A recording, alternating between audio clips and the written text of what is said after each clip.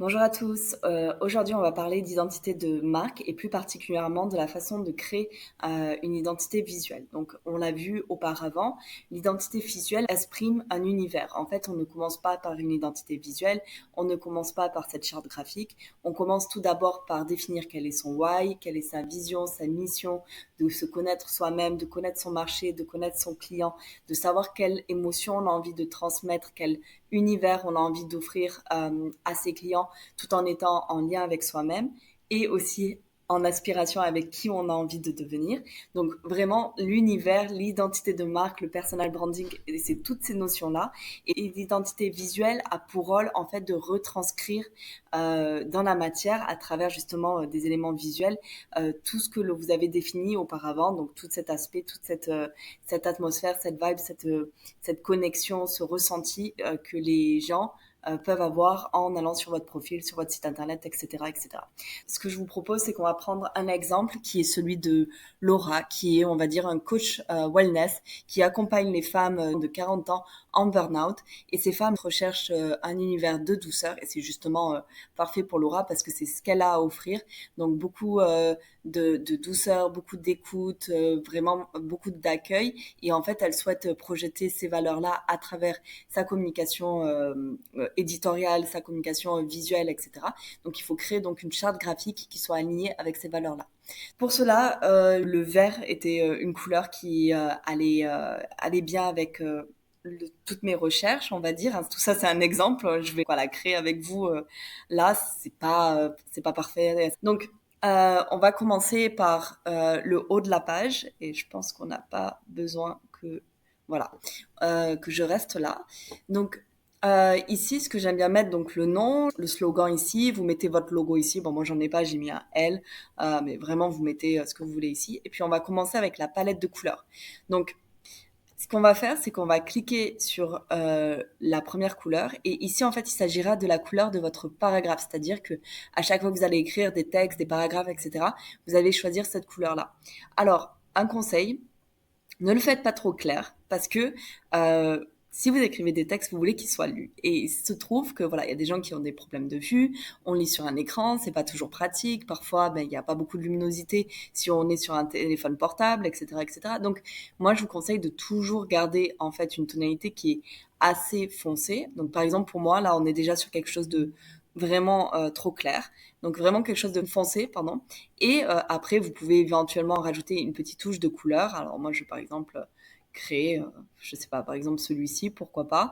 Mais ça peut rester subtil, c'est vous qui voyez. Voilà.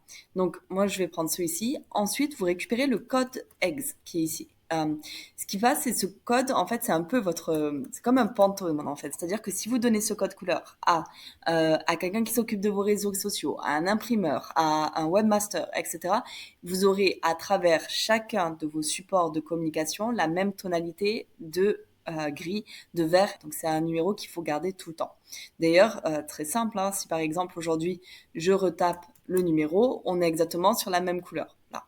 Ensuite, je vais prendre une tonalité de vert. Donc, pourquoi le vert en termes de signification de couleur, en termes d'archétype de marque, peut-être par rapport à mes recherches. Comme je vous ai dit, moi, je vous ai exprimé ma vision, le sentiment, les images qui me viennent dans mon esprit à ce moment-là quand je vous parle du positionnement de Laura et de l'ambiance qu'elle pourrait vouloir créer. Donc, moi, je prends plutôt quelque chose qui ressemble à un vert, comment dire, sauge un petit peu mais relativement, comment dire, pas flashy, mais qui a quand même une certaine identité, donc pas trop gris. Ce qui se passe avec cette couleur, on va l'appeler la couleur accent, c'est-à-dire que lorsque vous allez avoir des boutons du genre call to action ou réserver ta consultation, je m'inscris à un challenge, etc., etc., en fait, les boutons, les éléments clés vont devoir ressortir. Et c'est pour ça que c'est une couleur accent et c'est une couleur qu'on va utiliser notamment sur les appels à l'action. Donc on va dire celle-ci, pourquoi pas. Ouais, on va voir si j'ai... Ouais, voilà. Et puis ici, je vais en prendre une autre qui est un peu plus foncée. Alors pourquoi pas prendre une déclinaison de cette façon. Voilà. Et je vais la mettre un peu plus foncée. Voilà, comme ça. Enfin, ces deux-là, je vais les garder de cette façon. Alors, pourquoi je garde toujours des nuances de gris? C'est généralement quand je crée un site internet, j'aime bien alterner. Alors, alterner une section qui est en blanc, par exemple, à propos de moi, et après, quand je parle de mes services, ça va être sur du gris. Comme ça, je trouve qu'en fait, en termes de site internet, c'est plus démarqué et je trouve que ça fait plus sens. Je vais vous montrer un exemple. Voilà, on est sur le site de Morad. Donc là, on n'est pas sur du blanc, blanc, blanc, mais une sorte de blanc cassé beige. Et après, on a des alternances de couleurs, du noir, du beige, du noir, du beige, du noir, du beige. Et là, si vous regardez même un peu plus bas, vous avez encore une autre nuance qui n'est pas du blanc, qui n'est pas exactement du blanc. Donc là, si je dois faire l'identité visuelle, on va retrouver ce jaune, ce blanc cassé, ce beige et du noir. Voilà. Donc on continue ici. Donc là, ici, on va garder ces deux-là, c'est bon, hein. Et ici, donc du coup, je vais mettre, par exemple, hop, je vais récupérer la couleur ici. Et là, on va récupérer celle-ci. Hop, voilà. Parfait. Ensuite, au niveau des choix des typos. Alors, on a vu que plusieurs types de typographie va représenter quelque chose. Donc, on va choisir une typo pour les titres et une des paragraphes. Et ce qui est important, c'est qu'il y ait une certaine distinction entre les deux. Vous pouvez bien sûr utiliser la même police pour les titres et les paragraphes, mais dans ce cas-là, faites attention que l'une d'entre elles, par exemple, puisse être en capital, par exemple pour les titres, ou en gras. Donc ici, moi, je vais prendre celle-ci, qui pour moi est un positionnement relativement élégant, mais aussi apaisant. Voilà. Et je vais marquer le nom de la police qui est Belleza et sur les titres. Et dans les paragraphes, pareil, je vais faire la même chose. Donc là, en l'occurrence, je vais prendre Futura. Hop.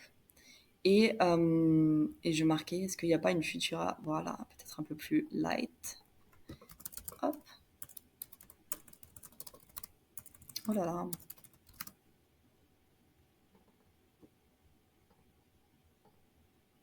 Et là, donc du coup, je vais juste prendre 2 secondes pour faire ça. Et changer aussi ici. Voilà. Et ma Futura ici. Parfait. Nickel. Donc là, on a le choix des typos pour les paragraphes et pour les titres. Donc c'est intéressant qu'il y ait une distinction entre les deux. Et ensuite, on a les boutons. Alors, les boutons, c'est les call to action. Dans ce cas-là, ce que je vous invite à faire, c'est de récupérer votre tonalité. Soit vous l'avez directement là, soit vous récupérez le code. D'ailleurs, une opération que j'ai oublié de faire, c'est de bien mettre à jour chacun des codes. Je vais le faire là. Hop.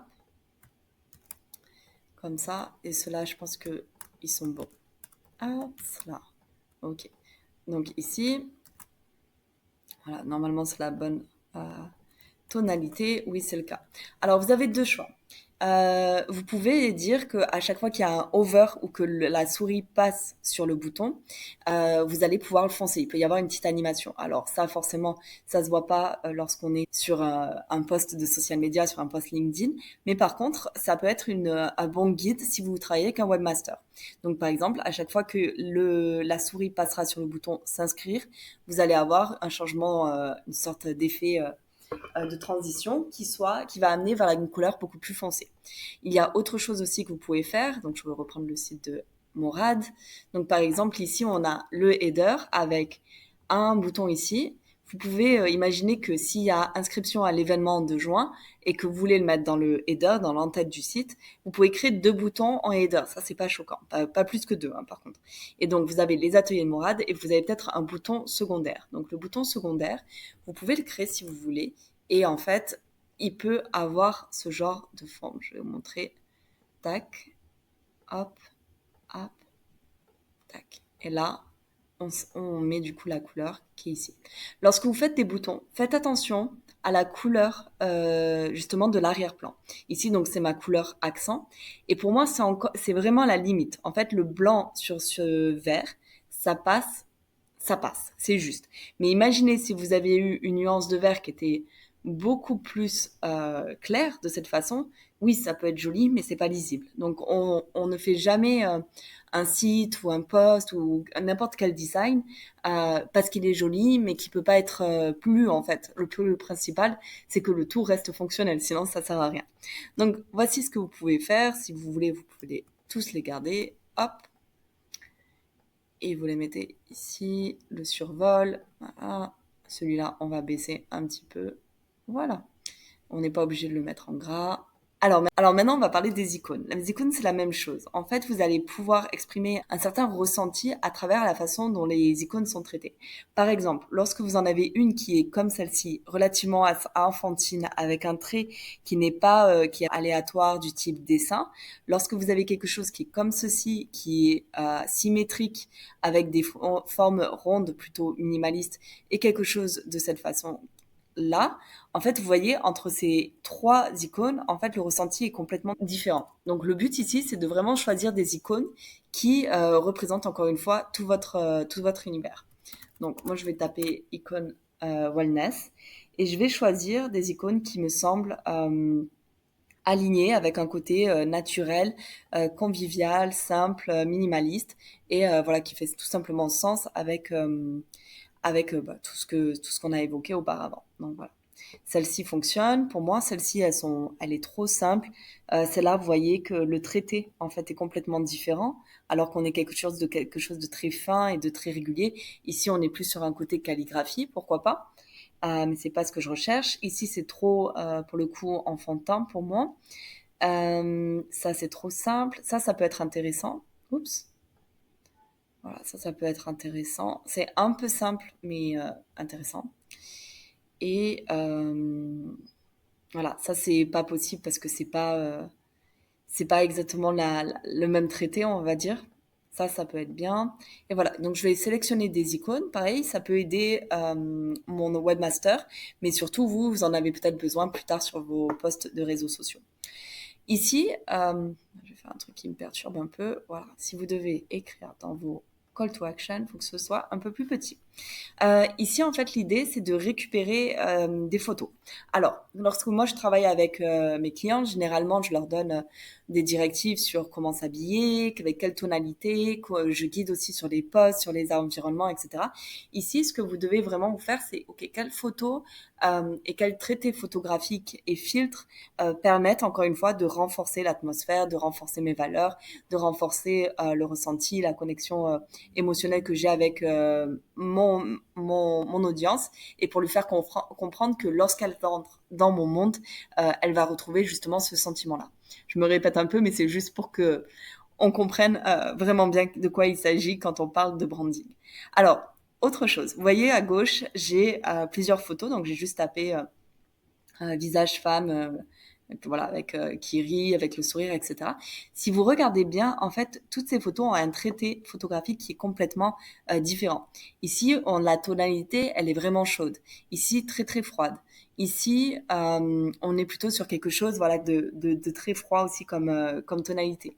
Ici, on a un filtre, etc., etc. L'idée, en fait, c'est qu'on reste en cohésion à travers chacune des photos. Par exemple, ceci, c'est très joli, effectivement, mais par rapport à mon univers, par rapport à tout ce que j'ai mis en place en haut, ça va un peu détonner. De la même façon que si voilà, j'ai une femme qui pour le coup est superbe mais a un t-shirt rose alors que toute la tonalité ce sont des tons froids, etc. C'est pas exactement ce que je suggérerais. Alors, dans ces cas-là, moi, ce que je ferais, c'est que, voilà, pour le coup, un visage comme celui-ci, il est très très bien. Au niveau des couleurs, on est sur quelque chose de relativement neutre. On a du gris au fond qui rappelle un peu ce gris-là. Et voilà, on peut continuer à faire son mood board de cette façon. Moi, j'aime bien aussi mettre des matières. Donc, on avait parlé de coton, de cocooning, etc.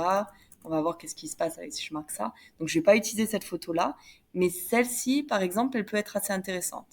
On peut aussi mettre ce genre de couleur. Euh, ça peut être intéressant comme un fond, par exemple. Voyons voir. Voilà, celle-ci. Voilà, peut-être un paysage. Je sais pas comment on dit étang. J'ai marqué water. Éventuellement, ça c'est pas mal. Celles-là, elles sont intéressantes bien que très dynamiques. Peut-être même celui-là pourrait être encore mieux. Bon, bien sûr, l'idée, c'est pas qu'on ait tout en vert, etc. C'est pas une question de ça, mais c'est vraiment une question de que la tonalité des photos reste la même. Par exemple, imaginez si je mets quelque chose comme ça, alors qu'on est sur des couleurs qui sont relativement douces, pastel, c'est pas forcément le mieux en fait. Voilà, je pense que celle-là, pour le coup, est relativement bonne. Voilà, donc l'idée, c'est de composer des photos. Celle-là, si on regarde bien, elle est bien, mais elle tire un peu vers les jaunes. Je préférais quelque chose de beaucoup plus neutre.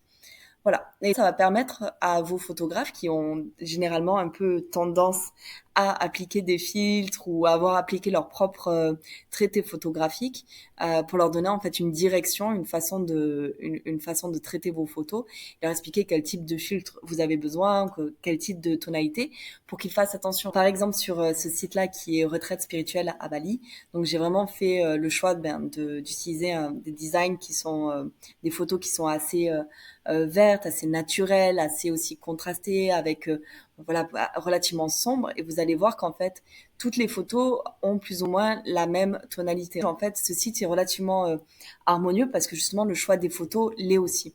Et si vous regardez par exemple sur les activités, pareil, on trouve une cohérence entre chacune des photos parce que la tonalité de cette peau-là va avec celle-ci, celle-ci, on retrouve les mêmes tons chaleureux ici. Voilà, c'est complètement différent ceci que si vous allez sur ce type de photo, quoi. Imaginez cette photo-là, soit elle serait en plein milieu ici, vous allez forcément le voir. Donc, un site internet, ça dépend aussi, voilà, de la qualité des photos, et c'est quelque chose sur lequel, en fait, il faut passer du temps. Voilà. Euh, Revenons sur notre branding. Donc voilà, concrètement, cette vidéo se conclut ici. Encore une fois, l'identité visuelle n'est que l'expression de tout le travail fait auparavant. Et il ne faut pas commencer par créer en fait son identité visuelle sans savoir en fait dans quelle direction artistique on va, sans avoir en fait défini son univers en amont.